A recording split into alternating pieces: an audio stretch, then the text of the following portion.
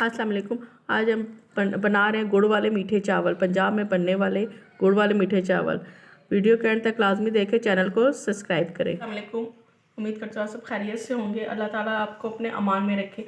आज हम बना रहे हैं गुड़ वाले चावल, जिसके लिए मुझे चाहिए ये बासमती चावल। आप सेला चावल में बना सकते हैं।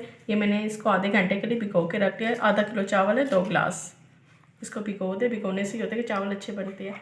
और आधा किलो ही गुड़ है मेरे पास, इसको मैं मेल्ट कर लूँगी गर्म पानी में। इसको हमने पिघला के इसका शीरा सा बनाना है।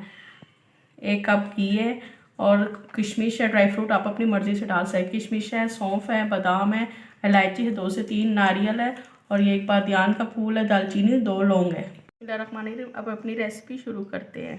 1 कप पानी है, इसको हम 1 कप पानी डाल के ये सारा गुड़ है इसमें डाल के इसका शीरा बना लेंगे, इसको पिघला लेंगे।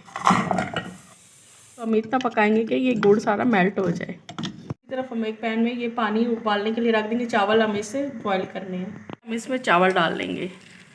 चावल को हमने फुल बॉईल करना है, क्योंकि ये शीरे में जाके कट जाते हैं। इसको ये बिरयानी वाली कनी वगैरह बिल्कुल भी नहीं रखना, फुल इसको पकाना है।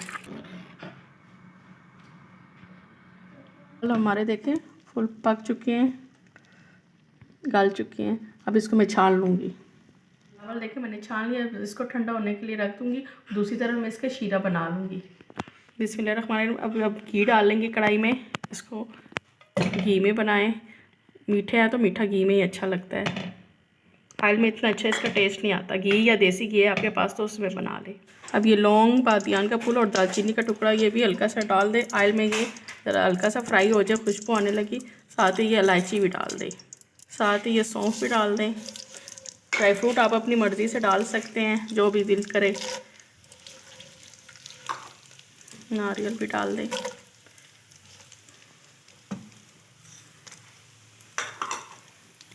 ज़्यादा फ्राई नहीं करना है, ये जल ना जाए, बस हल्का सा इनको गोल्डन हो जाए। साथ किशमिश भी डाल दें, अच्छी तरह धो के किशमिश डालें, मट्टी होती है इसमें। शीरा हमारा देखें ठंडा हो गया। अब इसको छान के डालें, इसमें मट्टी होती है। अब इसको छन्नी में छान के डालें। मट्टी होती है सारी, देखें निकल जाए नीचे बैठ, बस थोड़ा सा छोड़ दें, आखिर में मट्टी होती है इसमें। इसको बॉयल आ जाए तो फिर हम इसमें चावल डाल देंगे। देखो बॉयल आ चुका है। अब इसमें मैं चावल डाल लूँगी।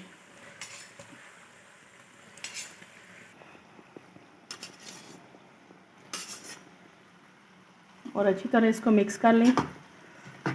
इसको 15 से 20 मिनट के लिए दम पे रख दें। चावल उबले हुए हैं हमारे, फुल डन है। 15 मिनट के लिए बस दम पे रख दें। अच्छी तरह सब तरफ से मिक्स कर लें। इसी तरह सब तरफ से देखिए मिक्स हो गया। चावल फुल डन है ना, तो इसलिए बस इतना टाइम ही लगेगा। 15 मिनट के लिए आप दम पे रख दें, इस चावलों में ये सारा शीरे का टेस्ट आ जाए। अल्हम्दुलिल्लाह 15 मिनट हो गए, चावलों का दम आ गया है। कितने खिले खिले चावल बने हैं देखें। अच्छी तरह मिक्स करके मैं आपको डिश आउट करके दिखाती हूँ। अल्हम्दुलिल्लाह देखें मैं डिश आउट कर लिए। उम्मीद करती हूँ आपको मेरी रेसिपी पसंद आई होगी। अल्लाह ताला आपका दस्तरखान भी हमारे दस्तरखान की तरह भरा रखे और आपको ये खाना, हम सबको खाना नसीब करें। आमीन, अल्लाहुम्मा आमीन। अल्लाह हाफिज़।